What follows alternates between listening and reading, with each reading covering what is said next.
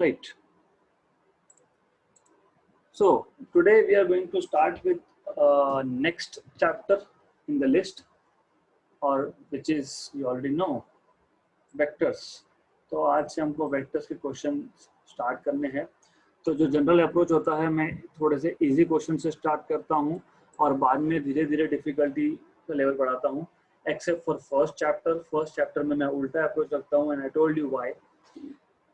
ठीक है. If a particle moves from point P 235 to point Q 345, its displacement is what? तो आपको displacement vector पूछा है, तो डिस्प्लेसमेंट वेक्टर आप इजीली निकाल सकते हो.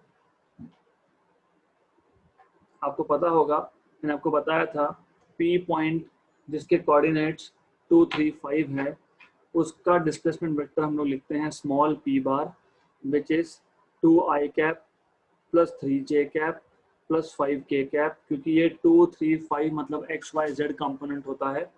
और कैपिटल Q जिसका पोजीशन वेक्टर आप लिखते हो स्मॉल q बार से 3i cap plus 4j cap plus 5k cap. और आपको पता है displacement vector from P to Q is PQ bar, which is Q bar minus P bar. अगर आपको थ्योरी याद होगा तो ठीक, नहीं याद होगा तो मैं बता देता हूँ. ये हमारे पास एक 3 डायमेंशनल सिस्टम है एक्स वाई जेड. अगर मेरे पास एक पार्टिकल है एट पॉइंट P इनिशियली, ये उसका पोजीशन वेक्टर हो गया P बार. अगर उसका डिस्प्लेसमेंट हो रहा है फ्रॉम P टू Q, तो एट पॉइंट Q उसका पोजीशन वेक्टर होगा स्मॉल q बार. तो displacement vector PQ bar is Q bar minus P बार. ये हमने थ्योरी में मैंने बताया था आपको. This is final position vector minus initial position vector होता है ये. तो final position vector is 3i cap plus 4j cap plus 5k cap minus initial position vector है 2i cap plus 3j cap plus 5k cap. इसको आप सिर्फ subtract करोगे, nothing else. और आपको दिख रहा है कि 5k कैप और 5k कैप कैंसिल होने वाला है हमारे पास. तो ऐसा कौन सा ऑप्शन है जिसमें k कैप नहीं है? ऑप्शन नंबर सी, क्योंकि 5k cap minus 5k cap होने वाला था. तो we can see easily that without solving, without spending a lot of time, that displacement vector is going to be i cap plus j cap. Okay, तो easy question था. पता क्या होना चाहिए? किसी भी पॉइंट के कोऑर्डिनेट्स दिए हैं तो उस कोऑर्डिनेट से पोजीशन वेक्टर कैसे निकालते हैं, वन थिंग ये पता होना चाहिए. दूसरा, डिस्प्लेसमेंट वेक्टर क्या होता है वो पता होना चाहिए आपको. Final position vector minus initial position vector, that is displacement. हमारा ये बहुत बार हुआ है. तो ऑप्शन नंबर सी बहुत इजी क्वेश्चन था.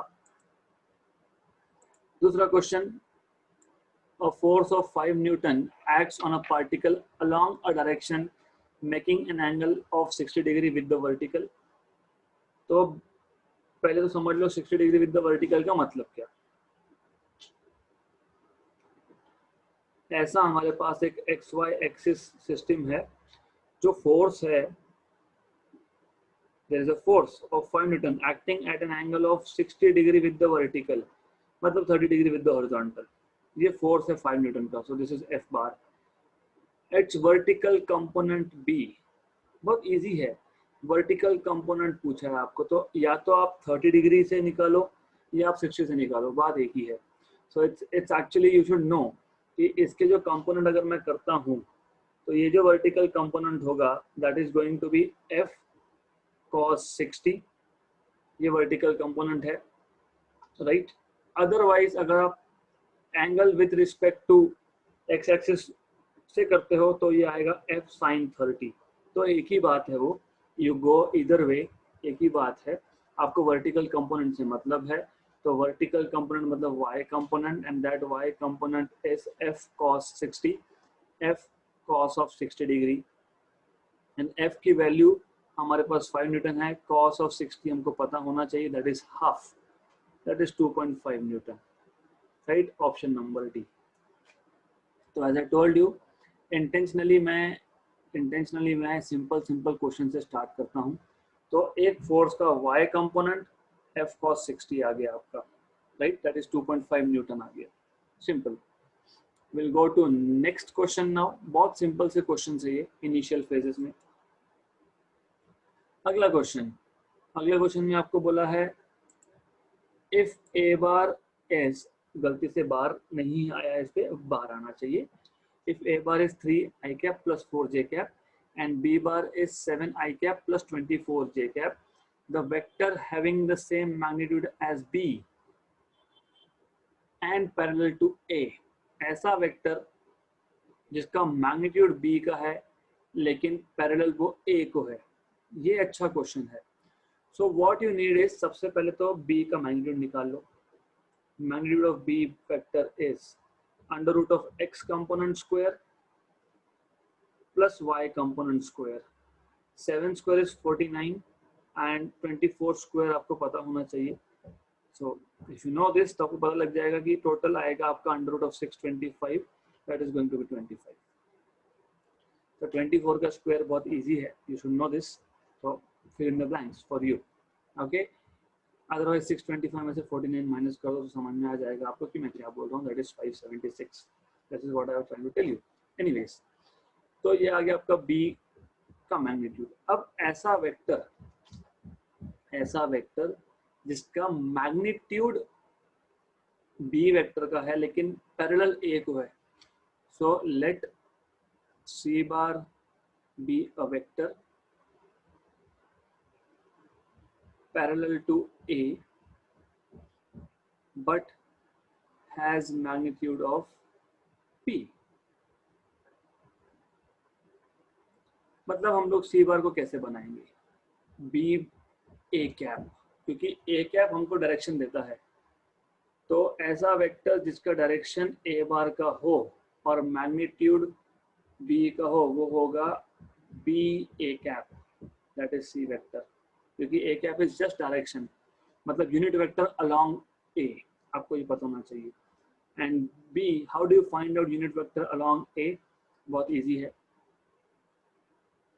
एक वेक्टर को उसी के मैग्नीट्यूड के साथ अगर आपने डिवाइड कर दिया, एक वेक्टर को अगर आपने उसी के मैग्नीट्यूड के साथ डिवाइड कर दिया तो बन गया यूनिट वेक्टर, करेक्ट, राइट। तो b क्या था 25, a बार क्या है आपके पास 3 i cap plus 4 j cap, और a का मैग्नीट्यूड क्या है आपके पास under root of 3 square x component square plus y component square, तो ये आ गया 25, 3 i cap plus 4 j cap, और 3 square is 9 plus 16 that is 25 under root में, so this will be equal to 25 3 i cap plus 4 j cap upon 5, 1 and 5, so you just have to multiply 15 plus 20, तो ये आएगा आपका option number D, 15 i cap plus 20 j cap, so this is going to be 15 i cap plus 20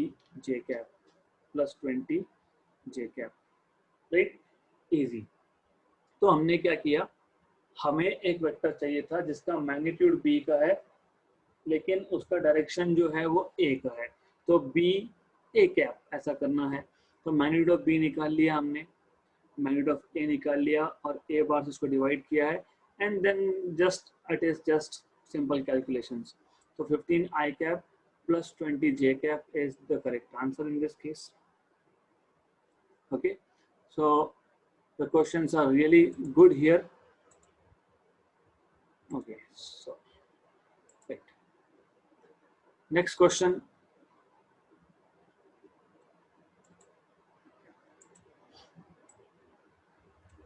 vector A makes angle with xyz axis, values of its component in terms of magnitude of A is, okay। तो हमारे पास x axis है, y और z axis है, हमारे पास एक vector है,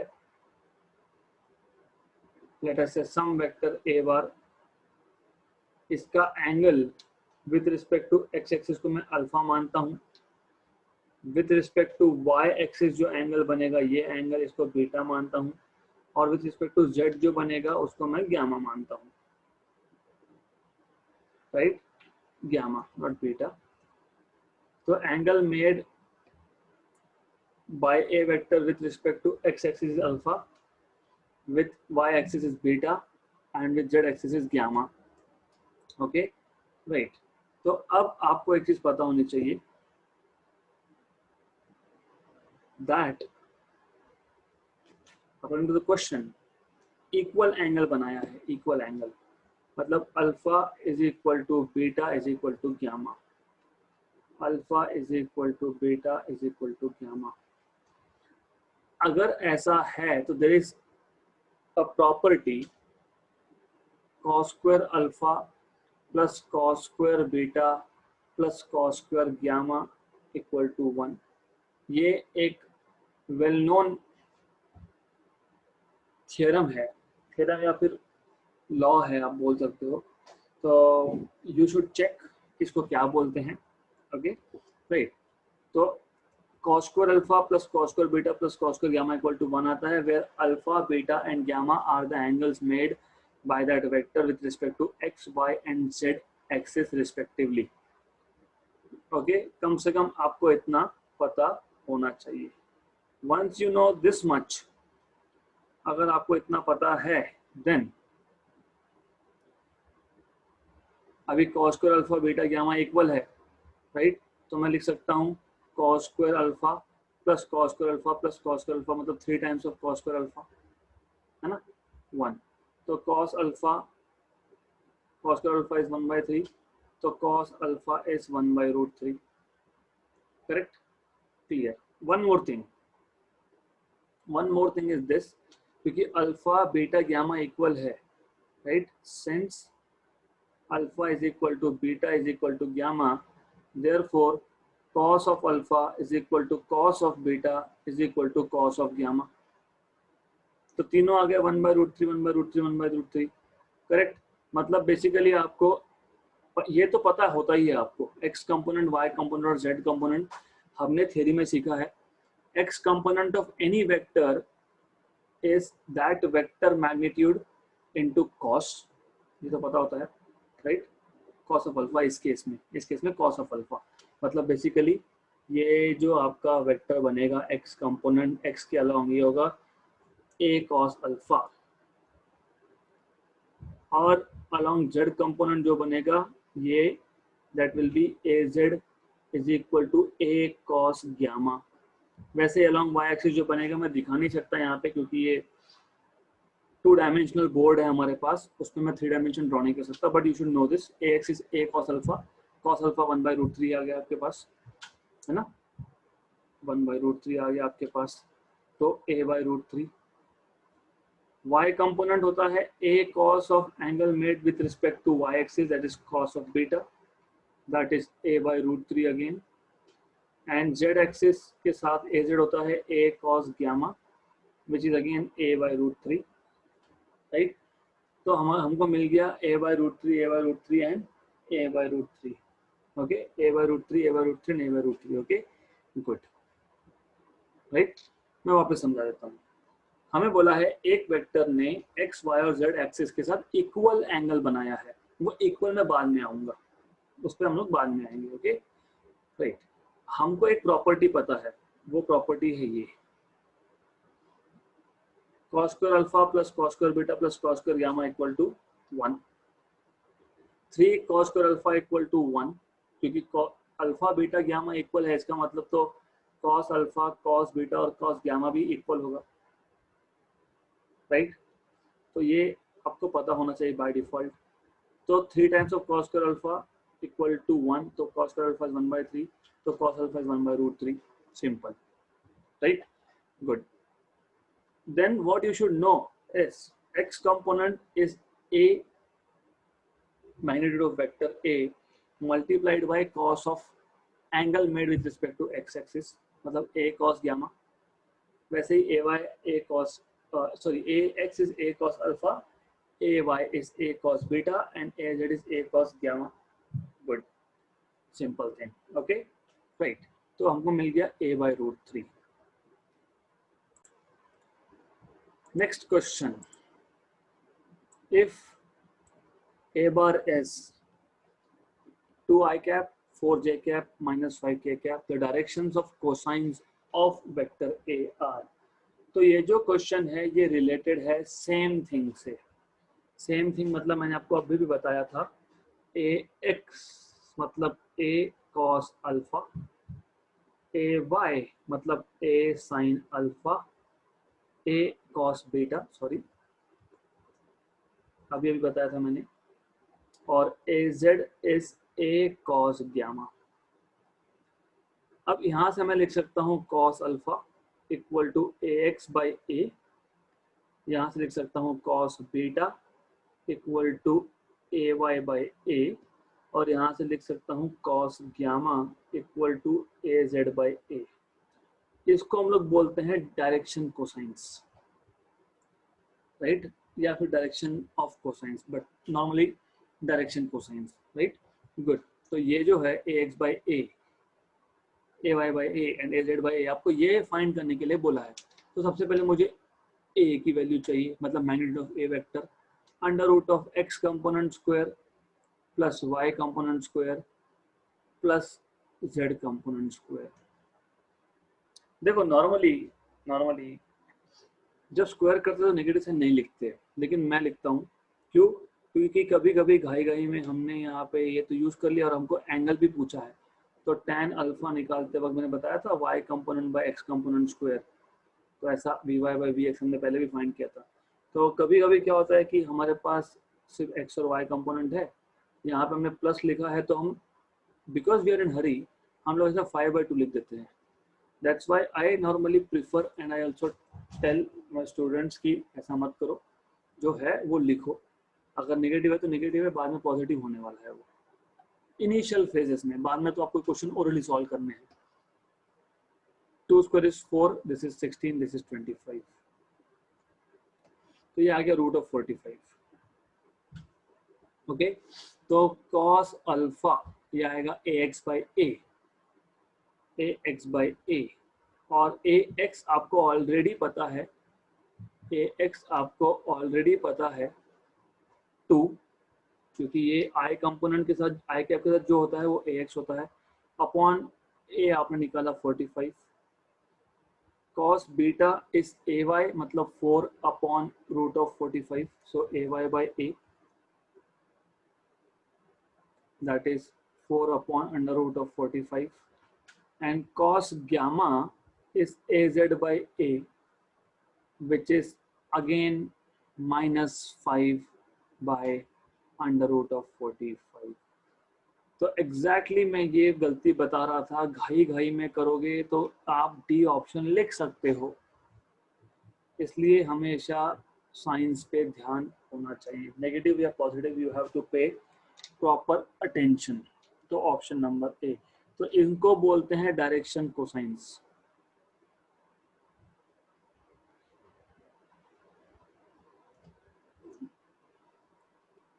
तो ये एक चीज है जो स्टेट बोर्ड में कवर नहीं होती है आपकी, और भी कुछ चीजें हैं जो स्टेट बोर्ड में कवर नहीं होती, मैं बताऊंगा धीरे धीरे, राइट. तो इजी क्वेश्चन था बहुत. Question number 6. The vector that must be added to the vector I cap minus 3j cap plus 2k cap and 3i plus 6j minus 7k, so that the resultant vector is a unit vector along y axis is. मतलब इन दोनों vector में मैं कौन सा vector add करूं so that resultant vector is a unit vector along y axis. तो मैं मान लेता हूं, मैं ऐसा बोलता हूं, let, सिर्फ आपको समझे इसलिए मैं लंबे सॉल्यूशन यहाँ पर लिखने वाला हूँ, अदरवाइज ऑप्शन इज बी, वो भी समझाऊंगा कैसे.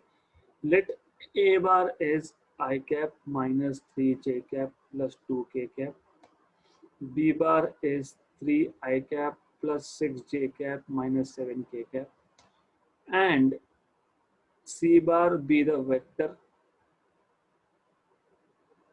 added to a bar and c bar, added to a bar and b bar, such that the resultant vector is j cap. ये important है क्यों? Resultant vector is a unit vector along y axis, मतलब वो j cap होता है, इतना पता होना चाहिए. Unit vector along y axis is j cap. This is what we should know. मतलब बेसिकली मैं a b बार में c बार ऐड कर रहा हूँ तो मुझे j cap मिल रहा है, तो a bar plus b bar plus c bar equal to j cap. मतलब c bar is equal to j bar minus a bar minus b bar, right? तो ये हो गया easy. j cap minus I cap minus 3j cap माइन plus 2k cap minus b bar is 3i plus 6j minus 7k. तो ये आ गया आपका j cap minus I cap plus 3j cap minus 2k cap minus 3 minus I cap 3i cap minus 6j cap plus 7k cap. Okay, तो ये आ गया minus I minus 3i that is minus 4i. j plus 3j 4j minus 2j and plus 5k. Option number B.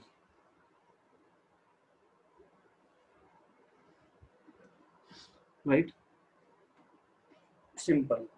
अब मैं orally कैसे कर पाया? मैं ओरली ऐसे कर पाया कि मुझे पता था a bar plus b bar plus c bar equal to j होने वाला है क्वेश्चन पढ़ते पढ़ते. तो c bar equal to j cap minus a plus b, क्योंकि मैं अगर ब्रैकेट में से ये कॉमन निकाल लेता हूँ, right? Correct. So this is something you should find your tricks. ये आपके ट्रिक्स होने चाहिए. इससे क्या हुआ?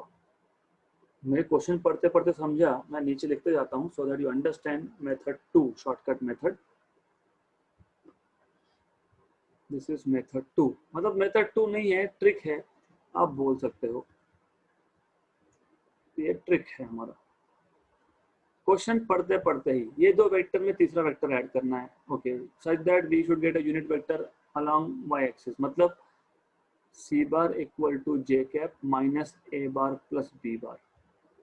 पढ़ते पढ़ते, क्योंकि a bar plus b bar plus c bar equal to j cap होना चाहिए था, राइट? इससे क्या फायदा हुआ? इससे ये फायदा हुआ कि a बार और b बार में i कैप और 3i कैप है, मतलब 4 हो गया ऐड करने के बाद. लेकिन बाहर एक माइनस साइन है, बाहर एक माइनस साइन है, और मैं j कैप में से माइनस कर रहा हूँ. मतलब i कैप तो नहीं है, पहले यहाँ पे i कैप नहीं है ना. तो आई एम वेरी श्योर कि मेरे पास -4 I कैप आंसर में आएगा. तो ऑप्शन ए नहीं हो सकता, ऑप्शन सी नहीं हो सकता, नल वेक्टर तो बिल्कुल नहीं हो सकता. तो देखो ट्रिक कैसे बनाते हैं. When I was reading question, I was making this picture in my mind. A bar plus b bar plus c bar equal to j cap. तो c bar equal to j cap minus a bar plus b bar bracket में. a bar में I cap है, b bar में 3 है, I cap plus 3i cap, that is 4i cap. I cap plus 3i cap is 4i cap. लेकिन बाहर minus sign था, तो -4i cap तो आंसर में आना ही चाहिए, और ऑप्शन नंबर भी है, राइट? तो ये tricks they will come only with practice, right? Good. Next question. A hall has a dimension 10 metre by 12 metre by 14 metre का हॉल है. तो एक हॉल है, मैं आपको बता देता हूँ. इसका भी ट्रिक है, इसका भी आंसर डायरेक्टली डी आने वाला है. कैसे बताता हूँ मैं आपको. एक हॉल है, और क्योंकि ये हॉल क्यूबिकल नहीं है, क्यूबिकल क्यों नहीं है? क्योंकि हमको बताया है, उन्होंने बोला है 10 metre by 12 metre by something something.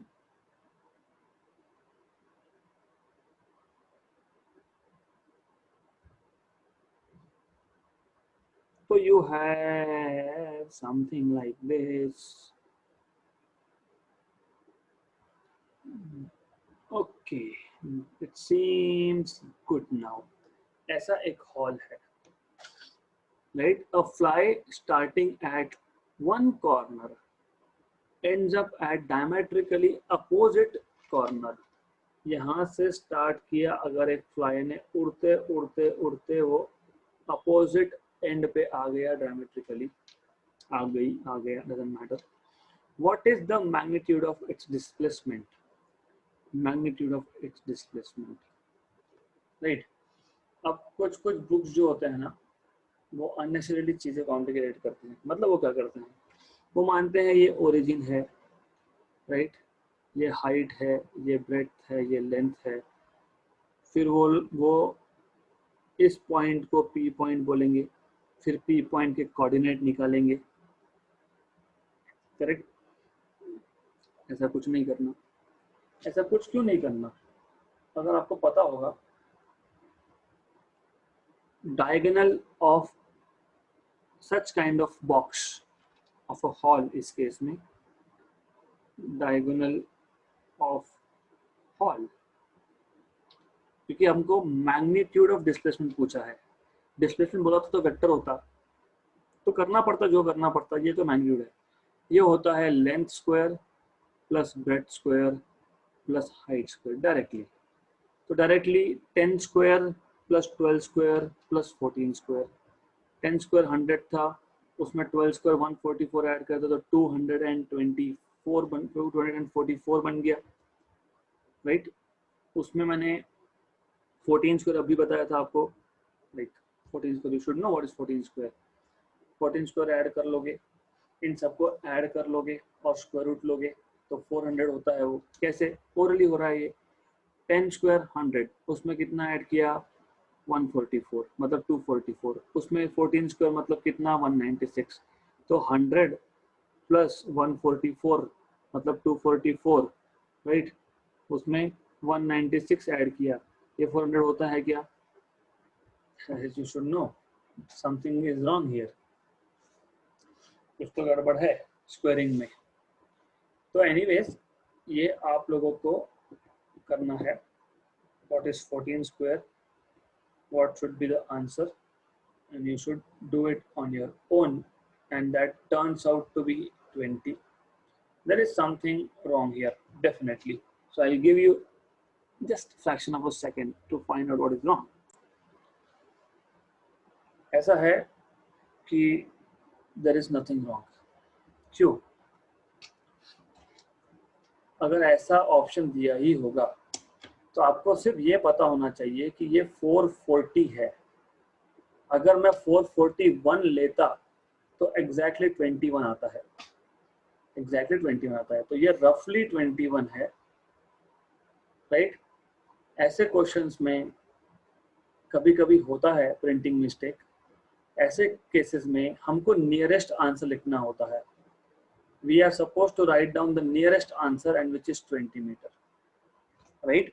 तो that's why I have included this, कि ये इंटेंशनली कभी कभी डालते हैं, क्योंकि basically that's what you're supposed to do in exams like JEE NEET.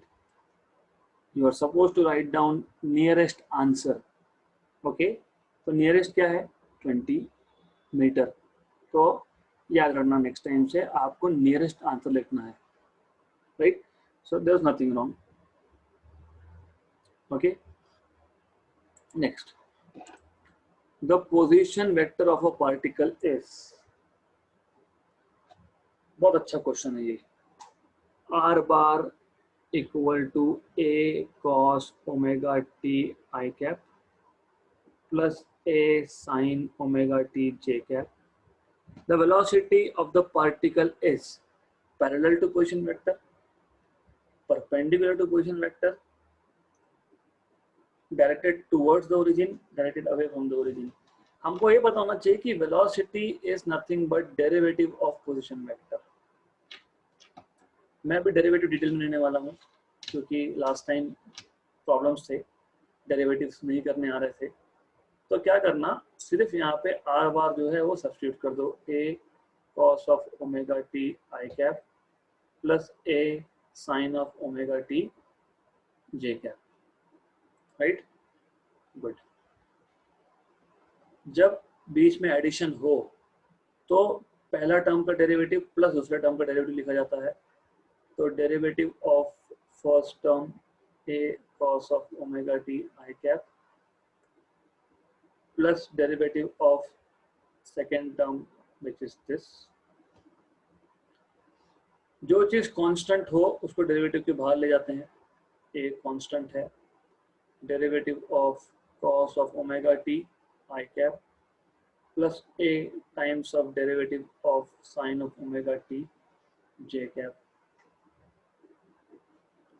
Right. अब जो रूल्स आपको पता होने चाहिए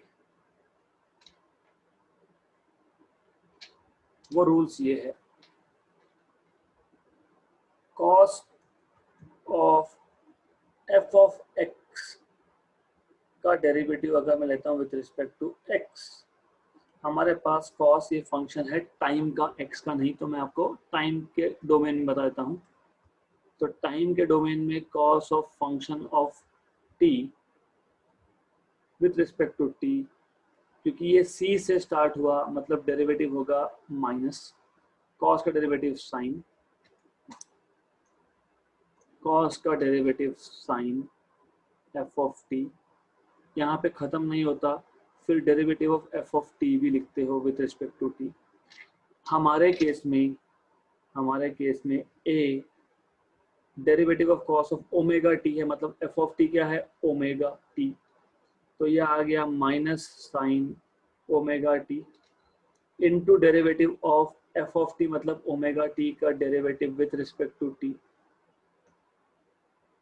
प्लस ए साइन का डेरिवेटिव होता है cos omega t into derivative of omega t. I am taking each and every step slowly. A with a negative sign, okay, sin omega t, derivative of omega t with respect to t, omega constant बाहर dt by dt जो 1 हो जाएगा, plus a cos of omega t, मैं नीचे लिखता हूँ a cos of omega t, omega outside dt by dt 1 हो गया, राइट। ये आ गया minus a omega sine omega t plus a omega cos omega t, और मैंने आई कैप और जे कैप लिखा नहीं था, तो मैं आई कैप और जे कैप डायरेक्शंस में यहाँ पे लिखने वाला हूँ। ये मिल गया वी बार। अब पैरेलल है क्या, पैरेलल कब बोलते हैं हम लोग, ये पता होना चाहिए, और परपेंडिकुलर कब बोलते हैं ये भी पता होना चाहिए। परपेंडिकुलर कब बोलते हैं, जब दोनों का डॉट प्रोडक्ट 0 हो, मतलब r bar dot v bar check कर लेता हूँ मैं। आर बार में ए कॉस, अच्छा यहाँ पे भी शॉर्टकट बताना है मुझे।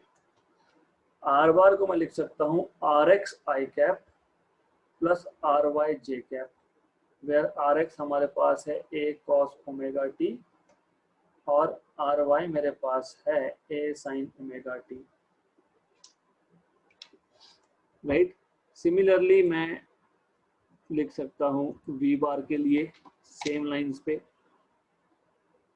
वी बार को मैं लिख सकता हूँ v x i cap plus v y j cap, और वी एक्स हमारे पास है माइनस साइन भूलना नहीं a omega sine omega t, और वी वाई हमारे पास है a omega cos omega t, right. अगर ये याद रहा, ये पता होगा, तो अब what you can do is r bar dot v bar, हमको पता है ये r x v x plus r y v y, याद होगा आपको a bar dot b bar in terms of component a x b x plus a y b y plus a z b z, ये हमने theoretical part में complete किया हुआ है। अगर याद नहीं होगा तो वेक्टर्स का रिकॉर्डेड लेक्चर्स देखो, और सैटरडे संडे में वैसे भी रिवीजन लेने वाला हूँ वेक्टर्स का, राइट। तो मैं तो बताने वाला हूँ, बट आई वांट कि आप you go through it, okay, right. So r x v x plus r y v y, तो just substitute r x was a cos omega t, v x is minus a omega sine omega t, plus ry is a sin omega t and vy is a omega cos omega t. देखो a cos omega t, a cos omega t, a sin omega t, a sin omega t, omega omega, एक प्लस एक minus zero हो गया, मतलब r bar dot v bar zero, मतलब दोनों vectors perpendicular है, तो velocity of the particle is perpendicular to the position vector. Simple, right. क्या करना, r बार लेना, ओके, उसका डेरिवेटिव लेना तो वेलोसिटी मिल जाएगा, करेक्ट. फिर r बार डॉट v बार चेक करना, अगर वो जीरो आएगा तो परपेंडिकुलर, करेक्ट, राइट. स्टेप्स गिनो, स्टेप 1 2 3 4 5 6 7 8 9 9 10, कम से कम 10 स्टेप लगने वाले हैं. JEE नीट 10 स्टेप्स, इतना टाइम है क्या? नहीं इतना टाइम. फिर क्या करेंगे, सिंपल है. किसी वेक्टर में अगर एक कॉस का टर्म आ रहा है और एक साइन का टर्म आ रहा है और आप उसका एक डेरिवेटिव लेने वाले, एक ले रहे हैं ना, velocity is dr bar by dt, तो ये तो पक्का हो गया कि कॉस का माइनस साइन आएगा, करेक्ट. तो ऐसे केसेस में जो नया वेक्टर बना है, जो हमने ओरिजिनल वेक्टर का डेरिवेटिव लेके बनाया है, मतलब v बार तो डेरिवेटिव r बार है, ऐसे केसेस में डॉट प्रोडक्ट जीरो ही होता है. अगर ऐसा याद रह गया, a cos omega t i cap plus a sin omega t j cap, जब मैं a cos ओमेगा t का डेरिवेटिव लूंगा तो minus a omega sin omega t मिलने वाला है, plus a omega cos omega t मिलने वाला है. तो ऐसे केसेस में डॉट प्रोडक्ट जीरो होता है. ये याद रह गया, मतलब परपेंडिकुलर, आ गया आंसर, खत्म, right. So such tricks they will come on its own. जैसे जैसे आपको डेरिवेटिव्स का नॉलेज बढ़ेगा, जैसे जैसे आपके बेसिक्स क्लियर होंगे. इसलिए मेरा फोकस नॉर्मली बेसिक्स पे बहुत ज़्यादा होता है, क्योंकि एक बार पता लग गया, खत्म. फिर आप ऐसा क्वेश्चन सॉल्व करोगे पढ़ते पढ़ते, खत्म. Next question. अब अगले क्वेश्चन में क्या बोला है, the position vector of a particle is determined by the expression 3t square plus 4t square j cap plus 7k cap. Distance traverse in first 10 seconds is.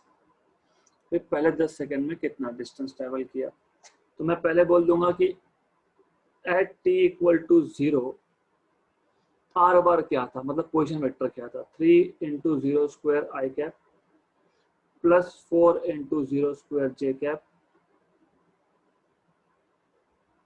Plus 7k cap.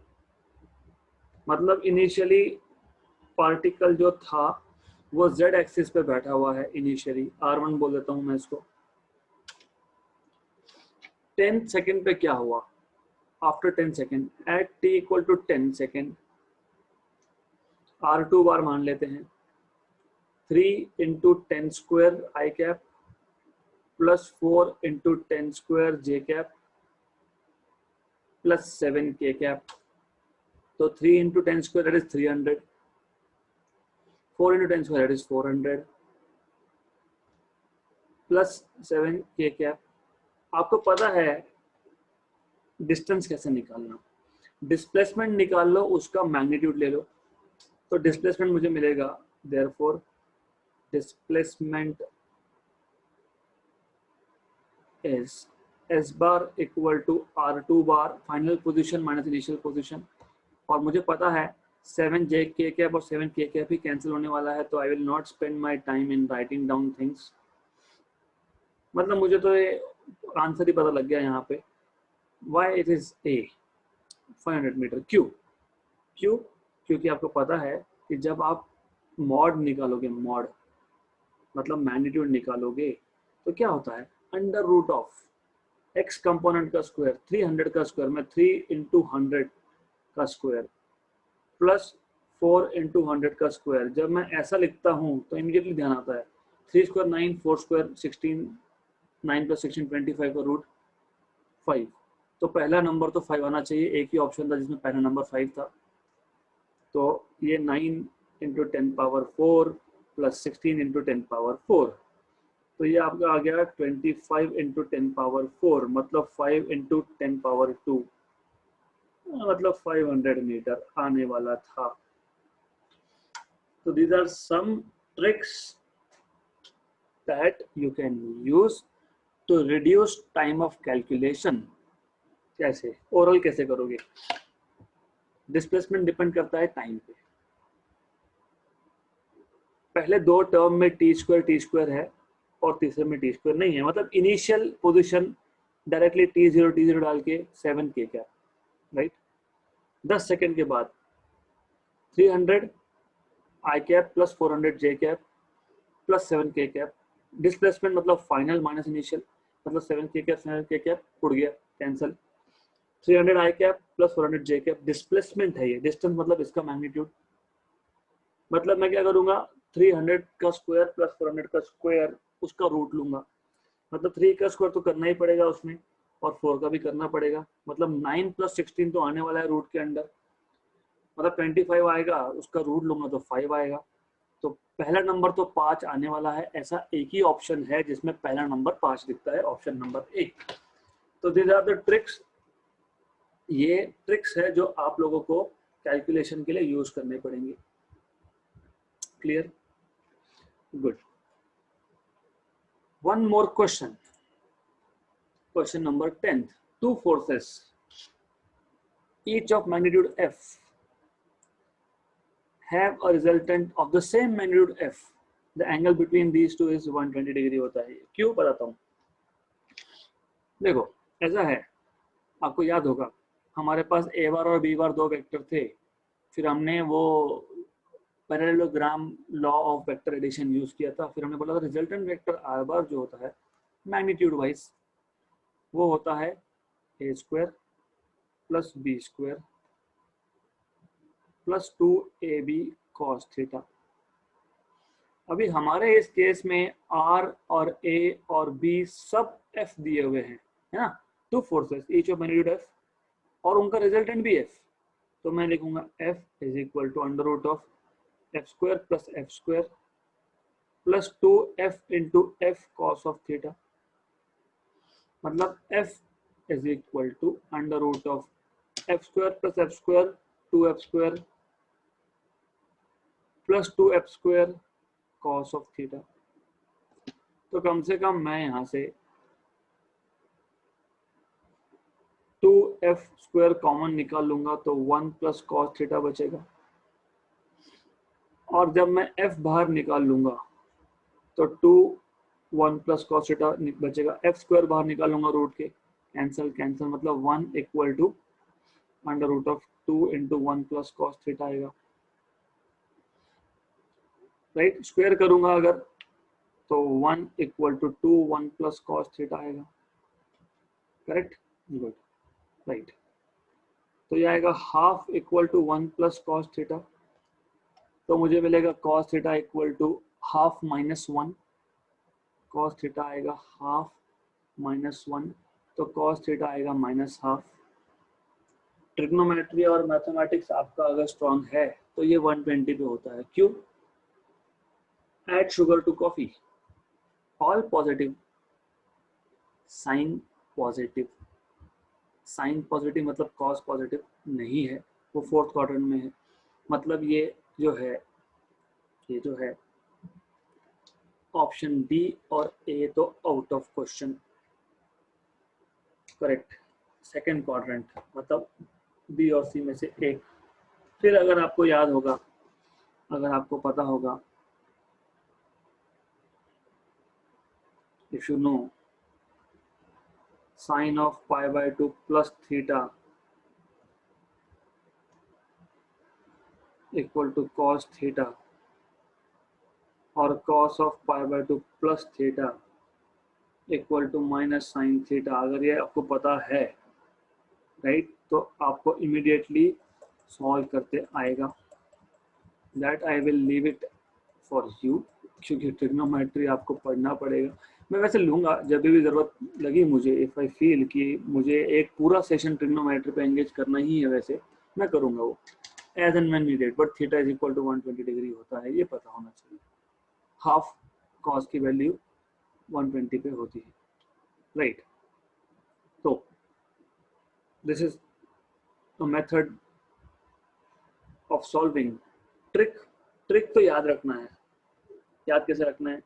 अगर हमारे पास दो forces है जिसका magnitude same है और resultant का भी magnitude same ही है, तो if I have resultant as f, I have first vector as f, I have second vector as f, तो एंगल इज 120 डिग्री, दोनों में एंगल 120 डिग्री बनेगा। तो that's, you can remember this way also. Okay, good. So we will stop here today, and I should ask you if you have any questions.